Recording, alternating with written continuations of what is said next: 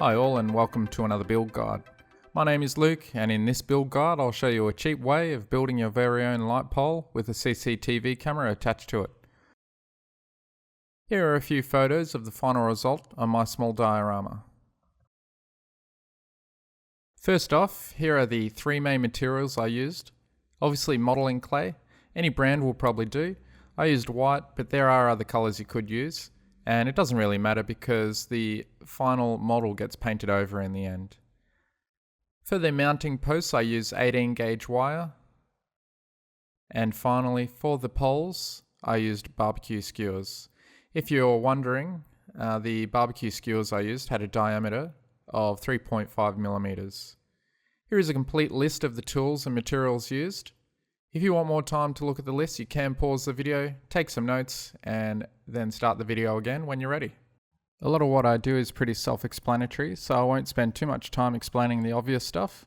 I'll try and keep it brief.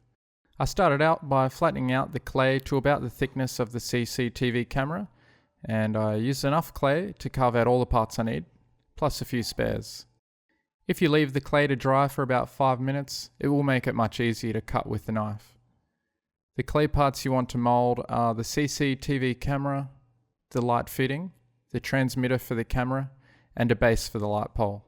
The base is optional and depends on where and how you plan to fix your light pole to the layout. And now for the tricky part, trying to carve out the details in the camera and the light fitting. Here I'm creating a hood for the camera by carving out some of the clay, and then I use the knife to flatten out the area I just finished carving. It will probably lose its shape a little bit while you're carving, but you can always fix that by squaring it up on the table. Do the same for the light fitting by carving out the inside part where the light globe would go. Once the clay pieces have had enough time to dry, it's time to tidy them up.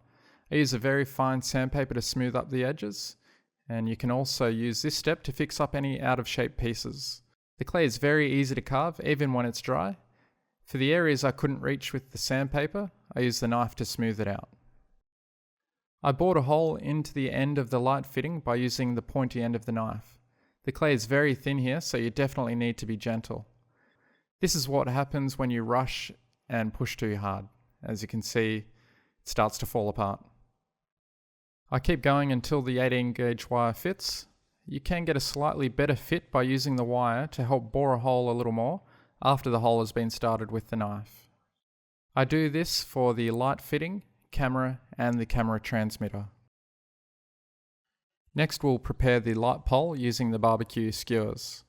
I cut a piece to length, about 9 centimeters, and then sand the end to square it up. Put a small mark where you will insert the attachments for the light fitting and the camera.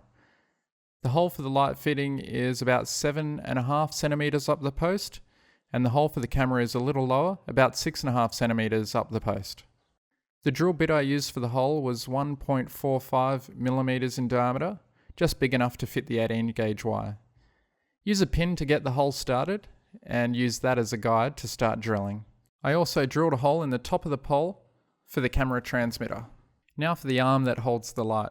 This part is just guesswork, but bend the wire to approximately 45 degrees and test fit to see how it looks. When you're satisfied, cut it to length, give it another test fit, and if you're happy, glue it into place with the epoxy. If there was only one takeaway from this video, it would be how useful blue tack is. I use it all the time to hold stuff. I tried doing this without it, and getting it to dry straight was very difficult, but with a little bit of blue tack it was so easy, and it didn't move while it was drying. Once the light is dry, do the same for the camera and the camera transmitter on top of the pole. The base will probably not fit straight away, so I use the pointy end of an extra barbecue skewer to widen the hole until it fits. Then I glue it. Don't forget to wipe away any excess glue that oozes out after pushing the pieces into place. And that completes the model. Now we just need to paint it. As for painting, you can paint it whatever colour you want, but here is a list of the colours I used to paint the model. An extra step I took to protect the paint was to seal it with a final coat of matte finish. And there you have it, a completed light pole with a modern touch to it. If you want to add extra details, you can. I decided to give it a little bit of extra realism by adding an electrical wire from the camera up to the transmitter. It actually took me a couple of attempts to get this right because it's so small and delicate, but I think it was worth it in the end. And don't forget to paint on some details as well, like the camera lens and some random buttons and stuff. All these little details really makes a big difference. If you don't think you need a security camera on your layout, then think again. Look at this guy beside the car.